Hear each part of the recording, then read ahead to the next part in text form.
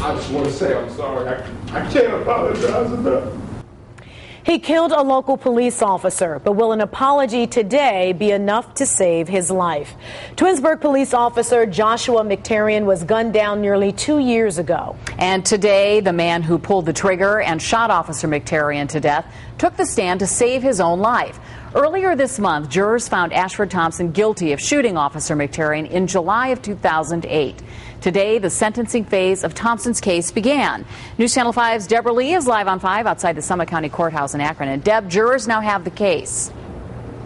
Yes, they've had the case for a couple of hours now. Now, today, Ashford Thompson presented a team of witnesses to vouch for his character, but none was as compelling or emotional as Thompson himself when he spoke to his victim's family. I just want to say I'm sorry. I can't apologize enough. It was a remorseful Ashford Thompson standing before the family of Twinsburg police officer Josh McTarian today, saying that he understands his apology won't bring their loved one back. Thompson has admitted shooting and killing McTarian during a traffic stop 2 years ago because he believed the officer was reaching for his gun to shoot him. Today was the first time Thompson has displayed this kind of emotion. He said he's been keeping a stern face on the advice of his attorney. If you see me with a straight face, it's not because I just have no feeling or I just hate people. I'm just some kind of cold-blooded killer. I wasn't raised like that.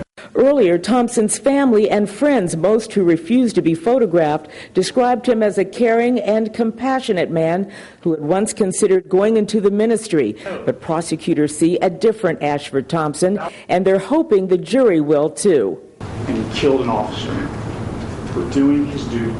Are you going to honor Mr. Thompson, or are you going to honor the law and that badge?